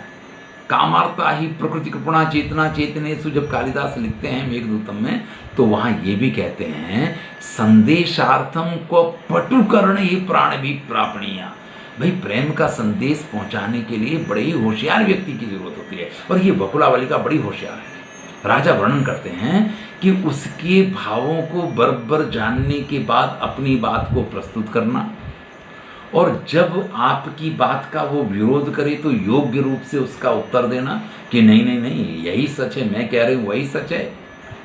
और इस प्रकार से वाक्य रचना के द्वारा वाक्य ने नियम स्थापिता स्वे निदेशे, उसको बिल्कुल अपने वशीभूत बना लेना। देखिए कहाँ तक, पहले तो मालविका मना करती रही, फिर मालविका ने ये कहा कि महारानी की वजह से मैं ऐसा नहीं कर सकती हूँ, तो ये कहा कि क्या भौरों की वजह से हम आम की मंजरी को धारण करना बंद कर देंगे। और अंत में मालविका को ये कहना पड़ा कि फिर जब मुश्किल पड़ेगी तो तुम मेरी मदद करोगी। तो यानी कि इस प्रकार से अपने वश में उसको ले आना, वाह बकुलावलिका वाह। सच कहा गया है कि कामी लोगों के प्राण जो हैं उनकी दूतियों के अधीन होते हैं, यानी जिनको ये काम सौंपा जाता है, अगर वो अच्छी तरीके से ये कार्य करें तो उनके प्राण बचे रहते हैं, वरना उनके प्राण चले जाते हैं। ऐसे में इरावती कहती है पश्य कारितमेव बकुलावलिक एतत् पदम मालविकाया। देखो तो इस बकुलावलिका ने कैसे मालविका को बिल्कुल इस रास्ते पे चलना सिखा दिया। इस रास्ते पे यानी उसके पैर तैयार कर दिए हैं, आरक तक लगा दिया, झांझर पहना दी, अशोक वृक्ष को लात मारने के लिए तैयार कर दिया, या महाराज को भी लात मारने के लिए तैयार कर दिया। दोनों बातें यहाँ अभिव्यक्त होती हैं। निपुणिका कहती है भट्टनी अधिकारस्योचित उपदेशा। भाई, जैसा इसको अधिकार प्राप्त है इसने उसी प्रकार का उपदेश दिया है, यानी इसके अपने शब्द नहीं है, इसको इतना कुछ कहने का अधिकार जब मिला है तब इसने इस प्रकार का उपदेश दिया है। इरावती कहती है स्थाने खलु संकितम मे हृदयम, मेरे हृदय में जो शंका थी वो बिल्कुल सही सिद्ध हुई। गृहीतार्थम अनंतरम चिंतयिष्यामि, पहले जरा ये पूरी प्रक्रिया पूरी हो जाए, ये चल क्या रहा है ये पूरा देख लें, फिर इसका उपाय सोचूंगी। एषद द्वितीयोपि ते निर्वृत्त परिकर्माचरणः तावदेनम सनूपुरम करोमि हला उत्तिष्ठ अशोक विकासैत्रिकम दिव्या नियोगम अंतिष्ठ। बकुलावलिका मालविका से कहती है तुम्हारे दूसरे पैर में भी आरक तक लग गया है, मैं झांझर पहना देती हूँ, तुम जल्दी से अब इस अशोक वृक्ष के ऊपर प्रहार करो जिससे कि ये जल्दी से पुष्पित हो जाए। इरावती कहती श्रुतो दिव्या नियोगा, देखो महारानी ने कहा है और उन्हीं के कहने से भवतु इदानीं, ठीक है। अब महारानी धारणी को इरावती याद नहीं आई, ये काम वो मुझे भी सौंप सकती थी, उनको मालविका याद आई है, ये काम उन्होंने मालविका के पास से करवाया है। ठीक है, अब यही ठीक है। बकुलावलिका कहती है ऐसा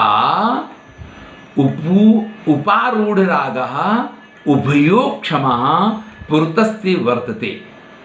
भाई देखो, ये पूरी तरीके से तैयार तुम्हारे सामने खड़े हैं। तो तुरंत जैसे मालविका को तो लगता है जैसे महाराज आके खड़े हो गए, क्या किम भरता, क्या महाराज? तो कहती ना तावत भरता, महाराज नहीं, एशो अशोक शाखावलंबी पल्लव गुच्छा, ये अशोक के वृक्ष पे लगा हुआ पल्लव का गुच्छ। अवतन सेनम, इसको धारण करो। देखिए ये भी एक प्रक्रिया होगी कि पहले अशोक के पल्लव को स्वीकार करना है और फिर उसको लात मारनी है। तो या तो पैर उठा करके अगर आपको लात मारनी है तो कुछ ना कुछ पकड़ना होगा सहारे के लिए, नहीं एक पैर से बैलेंस बिगड़ जाए, व्यक्ति गिर जाए, तो इस प्रकार से उसकी जो डाल नीचे लटकी हुई है उस डाल को पकड़ना है या उसको हाथ में लेना है और फिर ये पद प्रहार करना है। श्रुतम भवता, इधर विदूषक जैसे ही उसने मालविका के मुंह से सुना ना कि क्या महाराज खड़े हैं, तो वो कहता है देखा महाराज, सुना आपने, सखे पर्याप्तम एतावत कामिनाम, भाई एक प्रेमी के लिए बस अब ये पर्याप्त है। अनातुरोत्कंठितयो प्रसिद्ध्यता समागमेनापि रतिर्न मां प्रति परस्पर प्राप्ति निराशयोर्वरम शरीर नाशोपि समानुरागयो हो। देखो, अगर किन्हीं दो के बीच में प्रेम नहीं है और जिनके बीच में प्रेम नहीं है, अगर वो एक दूसरे से मिलते भी है ना, यानी समान उत्कंठा ना हो, जो अनातुर हो, एक दूसरे के लिए व्याकुल ना हो, अगर वो मिल भी लें तो भी उनका मिलन जो है ना वो आनंद नहीं देता है। उस मिलन को, उस रति को, उस प्रेम को इतना श्रेष्ठ नहीं मानता हूं मैं। भले एक दूसरे से ना मिल पाए, लेकिन एक दूसरे के प्रति पराकाष्ठा का प्रेम हो, और इसी स्थिति में अगर दोनों की मृत्यु भी हो जाए ना, तो उस प्रेम को मैं ज्यादा श्रेष्ठ मानता हूं। वाह कालिदास! कालिदास ये कहते हैं कि श्रेष्ठ प्रेम वो है जो परस्पर, अगर एक तरफा प्रेम है तो उसको कभी भी श्रेष्ठ नहीं माना जा सकता है। मालविका रचित पल्लवातंसा पादम अशोकाय प्राहिणोत, वो अशोक की डाल लेकर के या उसका गुच्छ लेकर के उसको अपने ऊपर धारण करती है और फिर पाद से, अपने चरण से उस अशोक वृक्ष के ऊपर प्रहार करती है।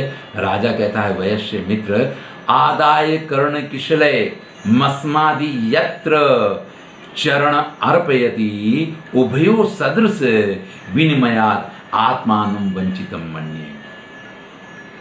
एक तरफ अशोक वृक्ष से इसने उसका पल्लव प्राप्त किया और दूसरी तरफ अशोक वृक्ष को इसके पद का प्रहार मिला।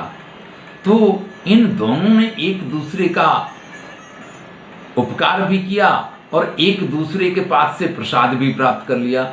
ऐसे में मैं खुद को बड़ा वंचित मान रहा हूँ। वंचित मन्ये, मुझे तो कुछ नहीं मिला, न पाद प्रहार मिला, न मेरे पास से उसने कुछ स्वीकार किया।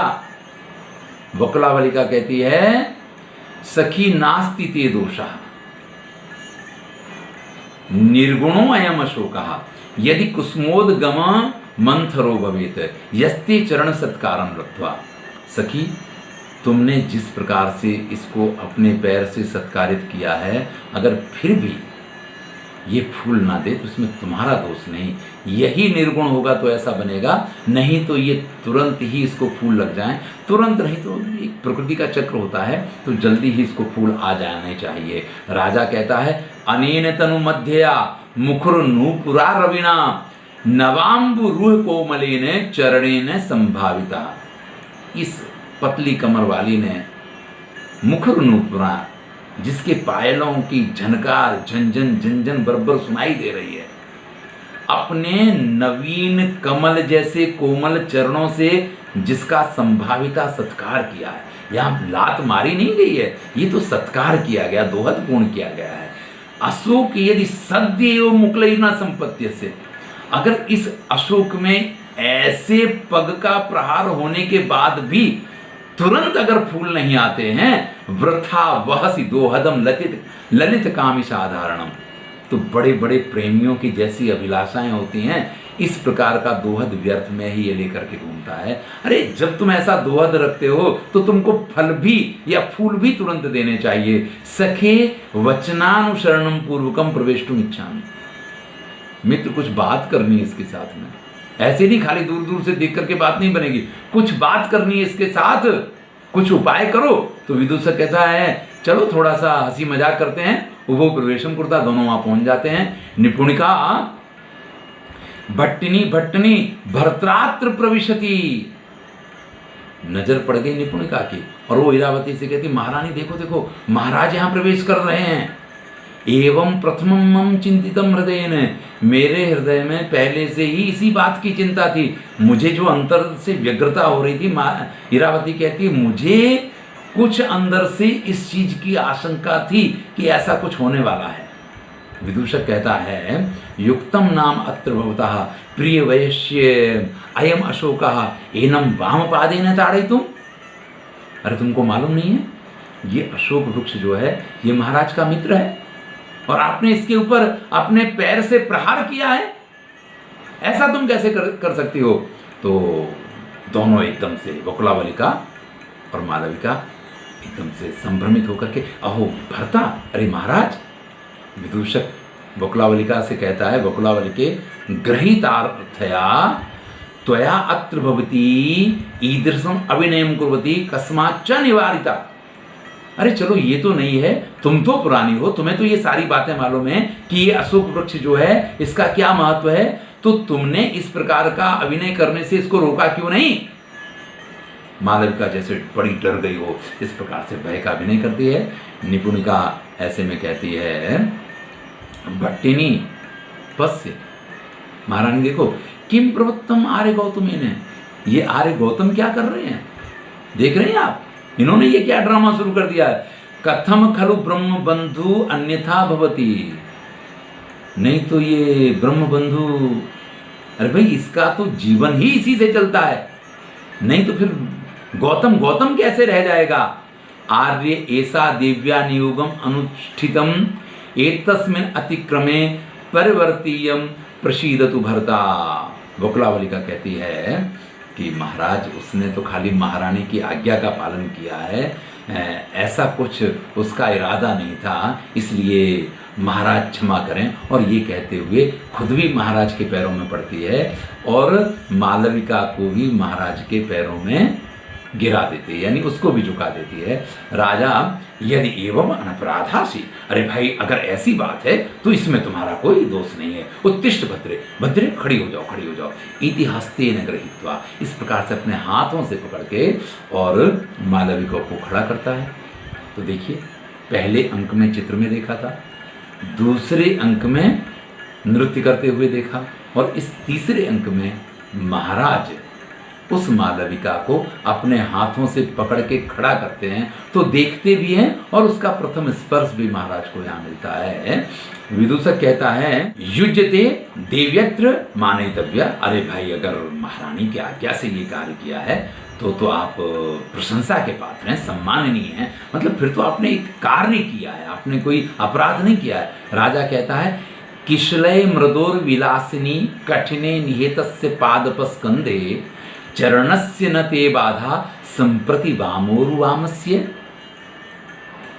अरे सुंदरी, कितना कठिन है इसका थड़, इसका जो तना है अशोक वृक्ष का वो तो बड़ा कठिन है, और तुम्हारे किसलय जैसे कोमल ये चरण, और तुमने जब इन पद से इसके कंधे पे प्रहार किया है तो तुम्हारे चरणों में कोई पीड़ा तो नहीं हो रही, तुम्हें पैर में लग तो नहीं गया है। अब राजा के ये वचन, इसमें प्रशंसा भी है, तुम्हें अगर कोई पीड़ा हुई है तो मैं उस पीड़ा को दूर कर दूं, इस प्रकार का भाव भी है, और तुम्हारा कार्य बड़ा, मतलब इस प्रकार की ये सारी चीज़ें जो हैं। मालविका लज्जाम रूप थी, मालविका तो बड़ी शर्मा गई है। ईरावती कहती है, अहो नवनीत कल्प हृदय से आर्यपुत्र से, महाराज का हृदय तो कैसा मक्खन जैसा कोमल, अरे इनके हृदय की कोमलता तो देखो। एक तरफ मेरे साथ कहा था कि झूले पे बैठेंगे, हैं यहाँ निष्ठुरता दिखा रहे हैं, वहाँ कैसी चापलूसी चल रही है, क्या मक्खन लगाया जा रहा, वाह महाराज के हृदय की कोमलता तो देखो। मालविका कहती है, वकुलावली के एही अनुष्ठित आत्मनियोगम दिव्य निवेदयावा। वकुलावली का चलो यहाँ से चलो, हमने अपना काम कर दिया है, ये समाचार हम जाकर के महारानी को देते हैं। विज्ञापय भरताराम विसर्जयति। वकुलावलिका कहती है कि महाराज से अनुमति तो लेनी पड़ेगी, भाई महाराज सामने खड़े हो तो आप ऐसा थोड़ी कर सकती हैं कि उनका अनादर करके यहाँ से चले जाएंगे, तो महाराज से कहो कि महाराज आपको अनुमति दें यहाँ से जाने की। ऐसे में राजा कहता है, धृति पुष्प अयम अपि जनो बधनाति न तादृशम चिरात प्रभृति। जैसे इस अशोक वृक्ष में फूल नहीं आते हैं ना, ऐसे ही धैर्य रूपी फूल अब बहुत समय से मुझ में भी नहीं आए हैं, यानी अब मुझे भी धैर्य नहीं रह रहा है, बहुत समय से धैर्य रूपी फूल इस राजा में भी नहीं आ रहे हैं। स्पृशामृतेन पूरे दोहद अस्यापि अनन्य रुचि है, अब जिसका कहीं अन्यत्र मन नहीं लगता है, ऐसे इसका दोहद भी अपने स्पर्श से पूर्ण करो। राजा कहता है कि जैसे इस अशोक वृक्ष में फूल नहीं आ रहे थे ना, तुमने उसका दोहद पूरा किया, ऐसे ही ये जो आपके सामने खड़ा है ना, अब इसमें धैर्य रूपी फूल नहीं लग रहे हैं, अब धैर्य धारण नहीं किया जा रहा है, तो इसको भी अपना स्पर्श प्रदान करके इसका भी दोहद पूर्ण करो। बस यही समय था। इरावती तुरंत वहां जाकर के पहुंच जाती है और पहुंच करके कहती है, पूरे पूरे, हाँ भाई, इनके दोहद को भी पूरा करो, पूरा करो। अशोका कुसुमम न दर्शयति अयम पुनः पुष्प्यत्येव। अशोक भले पुष्प नहीं देता है, ये तो तुरंत पुष्प देता है। बल्कि कहीं तो इस प्रकार के उल्लेख पाए जाते हैं कि अशोक तो सिर्फ फूल देगा, ये तो फूल भी देंगे और फल भी देंगे, यानी तुम्हें पुत्रवती भी बनाएंगे। ये भी एक अर्थ होता है। सर्वे इरावती दृष्टवा संभ्रांता। अब न तो राजा को ऐसी उम्मीद थी कि इरावती यहाँ आ जाएगी, विदूषक ने कहा तो था, संभावना व्यक्त की थी। सब एकदम से मालविका, बकुलावलिका और राजा सभी एकदम से संभ्रांत हो जाते हैं, घबरा से जाते हैं। राजा अपवार्य वयस्य का प्रतिपत्तिर अत्र। अरे मित्र, अब क्या करें, ये तो मुश्किल आके खड़ी हो गई। विदूषक कहता है, किम अन्यम, और क्या, जंघा बल में व, अरे अपने जांघों का आश्रय रखिए, भागिए यहाँ से, और क्या रास्ता हो सकता है। इरावती वकुलावलिका से कहती है, वकुलावलिके त्वया साधुपक्रांतम। वकुलावलिका, तूने ये बड़ा अच्छा कार्य शुरू किया है। इदानीम सफलाभ्यर्थनम कुरु आर्यपुत्रम। अब आर्यपुत्र की अभिलाषा पूर्ण करो। तो दोनों कहती हैं, प्रसीदतु भट्टिनी, महारानी प्रसन्न हो। हम कौन होते हैं महाराज की अभिलाषाओं को पूर्ण करने वाले, ये तो कार्य आप लोगों का है। ये कहकर के वहां से निकल जाती हैं। इधर इरावती को महाराज के प्रति बड़ी शिकायत है।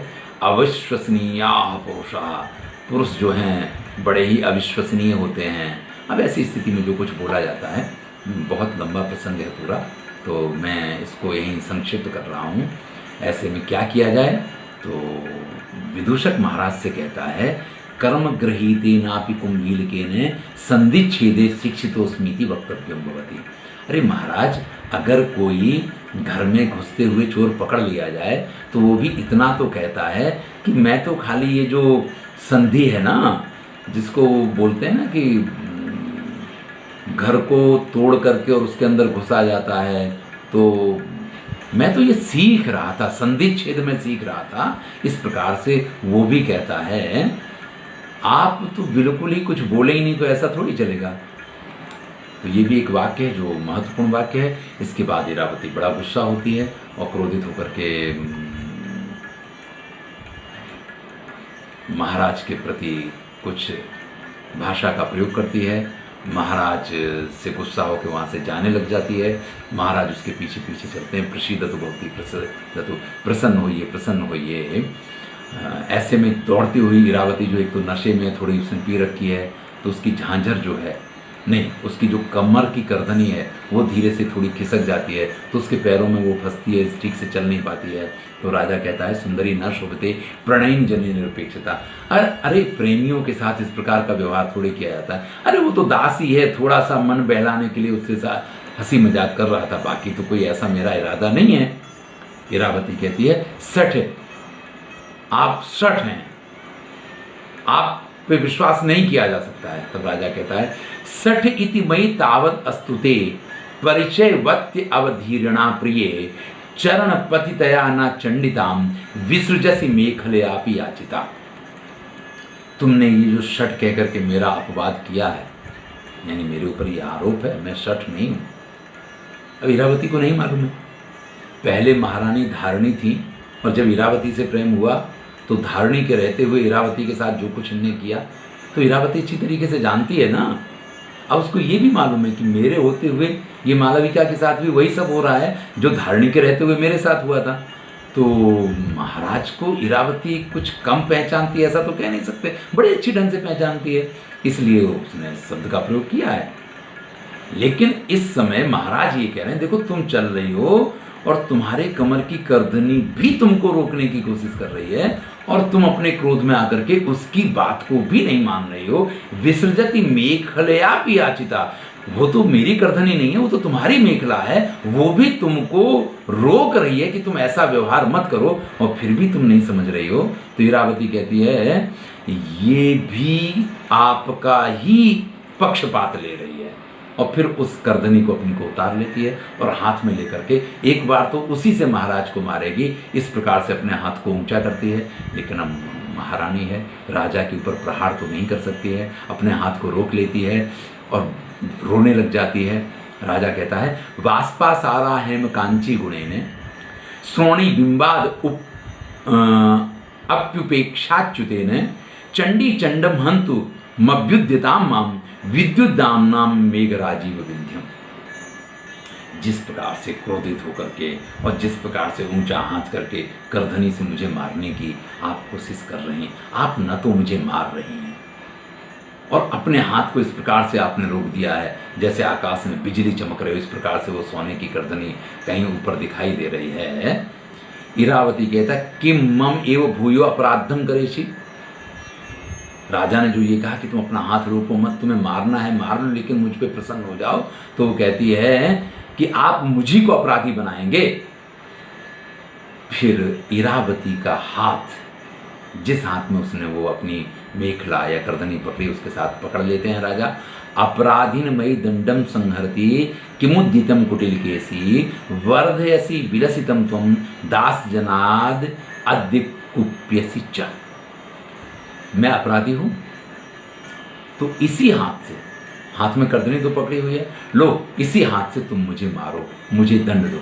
हे कुटिल केसनी, हे टेढ़े मेढ़े बालों वाली, लेकिन तुम इस प्रकार से मुझे छोड़ के दास जनायाद्य कुप्यसिचा।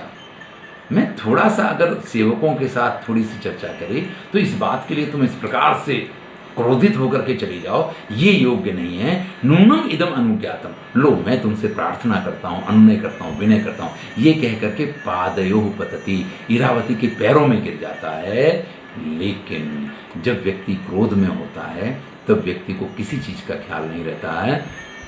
ननु खलु इमौ मालविका चरणों, ये मालविका के पैर नहीं है। योते हर्ष दोहदम पूरिष्यता, जो आपके आनंददायक दोहद को पूर्ण करेंगे। इतना कहते हुए इरावती वहां से निकल जाती है। विदूषक कहता है उत्तिष्ठ, खड़े हो जाओ। कृत प्रसादोसी, वो तुम्हारे ऊपर कृपा कर चुकी हैं, जो उन्हें कृपा करनी वो कृपा कर चुकी, अर्थात इरावती यहां से चली गई है। राजा कहता है उठ करके, इरावती नहीं दिखाई देते। कथम गति प्रिया, प्रिया चली गई। अब प्रिया शब्द भी यहाँ खाली बोलने भर के लिए है। जब आप कहते हैं गतई वो प्रिया, कि प्रिया चली गई, अरे प्रिया है तो जा नहीं सकती है। तब विदूषक कहता है वयस्य दिष्टया अनेन अभिनयेन अप्रसन्ना गतैसा तद्वयं शीघ्रम अपक्रमामः यावद अंगारको राशिमिव अनुवक्रम प्रतिगमनम न करोति। ये रेफरेंस वाक्य है, सूक्ति वाक्य है। सौभाग्य की बात है कि वो भी गुस्सा होकर यहाँ से चली गई हैं, हम भी जल्दी से यहाँ से निकल लें, उसी में भलाई है। ये वक्री होकर के मंगल विरुद्ध गति करके वापस आ जाए ना, उससे पहले हमें यहाँ से निकल जाना चाहिए। अंतिम श्लोक के साथ तीसरा अंक पूरा होता है। राजा कहता है अहो मदनस्य वैषम्यम, ये काम की क्या विचित्रता है, प्रेम के विधान की क्या विचित्रता है। मन्ये प्रिया हृत मनास तस्या प्रणिपात लंघनम सेवाम एवं ही प्रणयवती सा सक्यम उपेक्षितुम कुपिता। तो इस समय मालविका के साथ जो मेरा प्रेम बंधन है, ऐसे में जो ये गुस्सा होकर के चली गई है इरावती, ये भी मेरे ऊपर उपकार ही किया है इसने। यानी अभी इस समय इसके साथ मेरा कोई मन लगने वाला नहीं था, तो ये मेरे ऊपर उपकार ही किया है। यानी कभी इसी इरावती का जाना जो बहुत बुरा लगा करता था, आज वो अच्छा लग रहा है, इस प्रकार की। इसलिए कामदेव की ये विडंबना बड़ी ही विचित्र है। कभी जो चीज़ें बुरी लगा करती हैं, कभी वही अच्छी लगने लग जाती हैं। कभी जो बहुत अच्छा लगा करता है, फिर उससे झगड़ा होने लग जाता है। ये बड़ा विचित्र है।